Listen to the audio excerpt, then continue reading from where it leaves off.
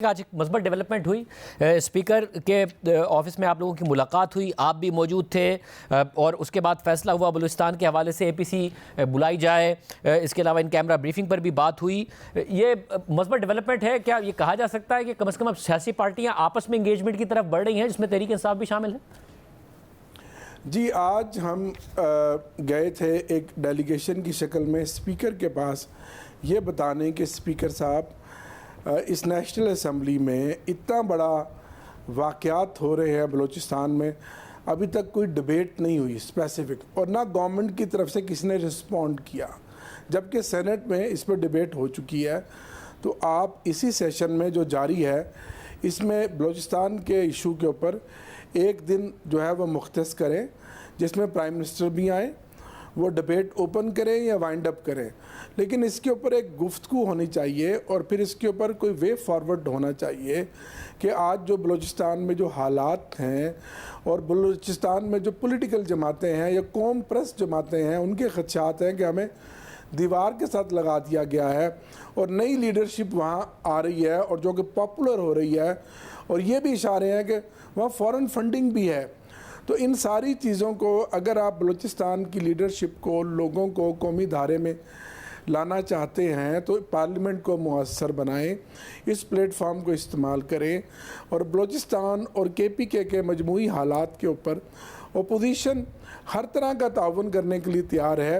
Akhtar mangle साहब ने जब कल इस्तीफ़ा दिया, ओपोजिशन भी गई और गवर्नमेंट का डेलीगेशन भी गया, और दोनों के साथ उनका मौक़िफ़ एक ही तरह। और ये कोई अच्छा नेक शुगर नहीं है कि एक बड़ी पार्टी के सरबराह जो मेंबर हैं कौमी असम्बली, वो इस्तीफ़ा दे दें और वो अदम एतमाद करें इस सारे निज़ाम पे, इस सारे सिस्टम पे। तो ये सिस्टम है तो पाकिस्तान है, इस सिस्टम को मजबूत बनाना चाहिए, मौसर बनाना मतलब यानी कि अब कम से कम इस एक अहम मसले पर आगे बढ़ेंगी जमातें, एपीसी हो जो भी हो, फैसले क़यादत सर जोड़कर करेगी। जी, और रियासती इदारों को भी ऑन बोर्ड करना चाहिए कि ये मुल्क हमारा है, इस मुल्क के अवाम हमारे हैं। उन दो सूबों में अमलन हुकूमत नहीं है, लोगों के अंदर अनारकी और इंतशार दिन ब दिन बढ़ रहा है।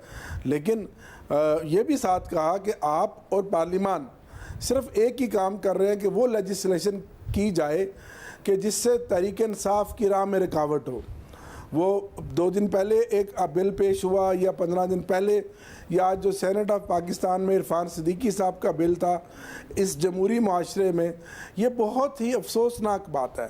इसकी जितनी मजम्मत की जाए कि कानून तो पहले ही मौजूद है कि आप कोई भी अगर प्रोसेशन करते हैं, कोई एहतजाज करते हैं, कोई जलसा करते हैं, आप इजाज़त लेकर करते हैं। अगर कोई वायलेशन होती है तो उसकी भी सज़ा है, लॉ मौजूद है। लेकिन इस तरह के बिल लाने, ये तो वो फरंगी की याद इन्होंने ताज़ा कर दी कि अंग्रेज़ के ज़माने में जब तहरीकें चलती थीं आज़ादी की, उस ज़माने में जो लोग बोलते थे, बात करते थे, इस तरह के जालमाना आमराना कानून बनाए जाते थे कि उनकी ज़ुबान को बंद किया जाए। ये फस्तायत की इंतहा है। और अफसोस कि आज पीपल्स पार्टी की जो सेनेटर्स थे वो उस कमेटी में मौजूद थे, जो सो कॉल्ड डेमोक्रेट बनते हैं, जो कहते हैं हमने जमहूरियत के लिए, आज़ादी राय के लिए बड़ी कुर्बानियाँ दी, उन्होंने भी वोट उसके हक़ में दिया।